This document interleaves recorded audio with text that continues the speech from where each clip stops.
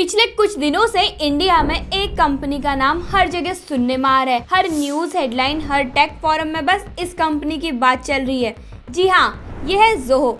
सब कुछ तब शुरू हुआ जब इंडिया के आईटी मिनिस्टर अश्विनी वैष्णव ने ट्वीट किया, I am moving to Zoho, और बस उसके बाद तो सोशल मीडिया पर ज़ोहो ट्रेंड हो गया। फिर कुछ ही दिनों बाद अमित शाह जी, जो होम मिनिस्टर है, उन्होंने भी लिखा, I am also shifting to Zoho mail, और तब से लोग कहने लगे ये तो स्वदेशी मूवमेंट बन गया है।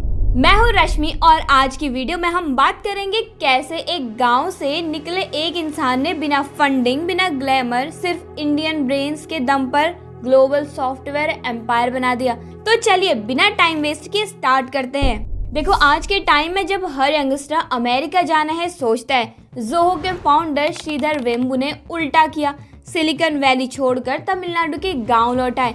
उनका रूटीन देखकर मैं हैरान रह गई कि सुबह 4 बजे यूएस क्लाइंट से कॉल, दिन में फार्मिंग और रात में पेड़ के नीचे सो जाना। सोचो, $1 बिलियन कंपनी का फाउंडर ऐसे सिंपल लाइफ जीता है। और मुझे ये बात पर्सनली बहुत टच करती है, क्योंकि सक्सेस का मतलब हमेशा ऑफिस और कार नहीं होता, कभी कभी पीस और पर्पस भी होता है। श्रीधर वेम्बू एक किसान के बेटे हैं, पर पढ़ाई में बहुत तेज थे। IIT JEE मेन में उन्हें ऑल इंडिया रैंक 27 मिली। IIT मद्रास से इलेक्ट्रिकल इंजीनियरिंग के डिग्री ली। फिर प्रिंसटन यूनिवर्सिटी US से PhD किया। क्वालकॉम में जॉब की। वहीं पर आईटी इंडस्ट्री का बूम देखकर उन्होंने सोचा, मैं भी कुछ बड़ा कर सकता हूँ, और अपने फ्रेंड टोनी थॉमस के साथ मिलकर एडवेंट नेट नाम से कंपनी बनाई।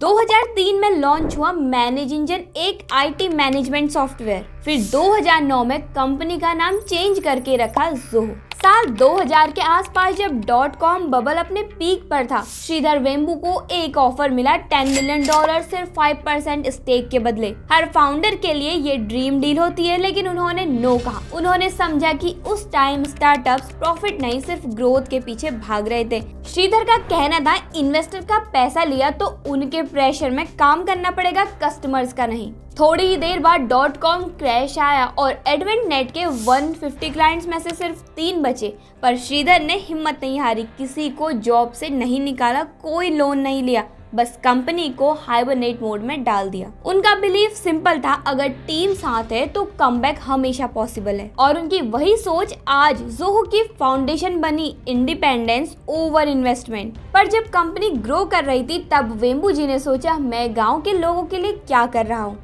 और तब 2011 में उन्होंने अपना पहला ऑफिस रूरल एरिया टेनकासी में शुरू किया। उनका बिलीफ सिंपल था, टैलेंट कहीं भी मिल सकता है, बस चांस चाहिए। और मैं इस बात से पूरी तरह एग्री करती, क्योंकि मैंने खुद देखा है कि स्मॉल टाउन के लोग पैशन में सिटी से कहीं आगे निकल जाते हैं। हायरिंग का चैलेंज था, ज़ोहो ने स्टार्ट किया ज़ोहो स्कूल। यहाँ स्टूडेंट्स को फ्री ट्रेनिंग मिलती है, ऊपर से 10,000 रुपीज मंथली स्टाइपेंड भी। ना कॉलेज डिग्री, ना फैंसी CV, बस पैशन और क्यूरियोसिटी। राजेंद्र दंडपानी, ज़ोहो के डायरेक्टर ऑफ टेक, कहते हैं, हमने 6 स्टूडेंट्स और 2 टीचर से स्टार्ट किया था। आज इनके ग्रेजुएट्स ज़ोहो में की पोजीशंस पर हैं। मुझे सबसे ज्यादा इंस्पायर किया उनकी एक स्टोरी ने, सिक्योरिटी गार्ड अब्दुल अलीम, जो कोडिंग सीखकर अब ज़ोहो में प्रोग्रामर बन गए।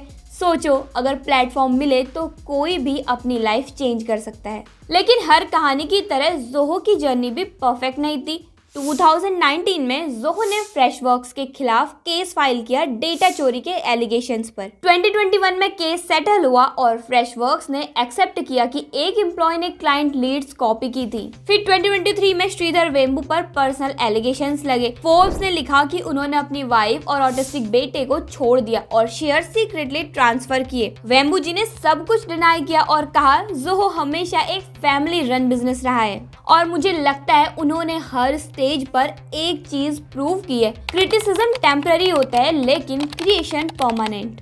ज़ोहो एक SaaS कंपनी है, सॉफ्टवेयर एज अ सर्विस, यानी वो कंपनीज को सब्सक्रिप्शन पे सॉफ्टवेयर देते हैं, CRM, HR, अकाउंटिंग, सब कुछ। 2017 में लॉन्च हुआ ज़ोहो वन, जिसमें 60 से ज्यादा एप्स एक सिंगल सब्सक्रिप्शन में मिलती है। और ये आइडिया एक्सप्लोसिव निकला।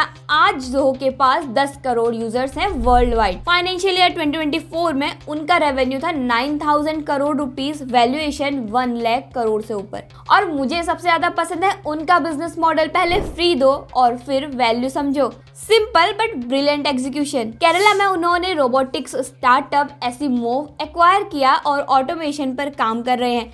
ये कंपनी आज के टाइम में माइक्रोसॉफ्ट और गूगल जैसे टेक जायंट्स को टक्कर दे रही है। आज जोहो की वैल्यूएशन 2.8 बिलियन डॉलर से ज्यादा है। उन्होंने लॉन्च किया अरतई मैसेंजर, जो व्हाट्सएप का देसी ऑल्टरनेटिव है, और ओला ब्राउजर भी। अश्विनी वैष्णव जी का ट्वीट आने के बाद इन एप्स के डाउनलोड्स स्काई रॉकेट कर गए। लेकिन मुझे ये देखकर अच्छा लगा कि जोहो कभी सिर्फ हाइप पर डिपेंड नहीं रहा, वो पहले से ही एक स्ट्रॉन्ग प्रॉफिटेबल कंपनी है। इंडिया में जब बाकी कंपनीज R&D को इग्नोर करती है, जोहो उसी पर जीती है।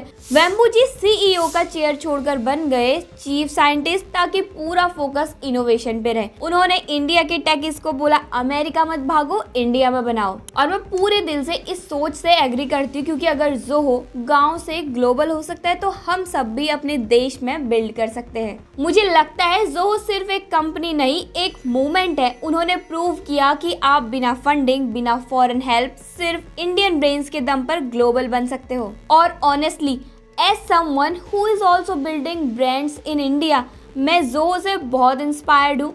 मुझे लगता है आने वाले टाइम में और भी कंपनीज ऐसे राइज करेंगे, made in India for the world. तो ये थी कहानी जोहो और श्रीधर वेम्बू की, जो गांव को सिलिकॉन वैली से कनेक्ट कर रहे हैं। और अगर आप भी कुछ बिल्ड कर रहे हो इंडिया के लिए, कमेंट्स में बताओ, ताकि हम सब मिलकर एक न्यू इंडिया क्रिएट करें। और मिलती हूँ आपको नेक्स्ट वीडियो में एक और इंस्पायरिंग इंडियन ब्रांड स्टोरी के साथ। तब तक के लिए take care and bye bye.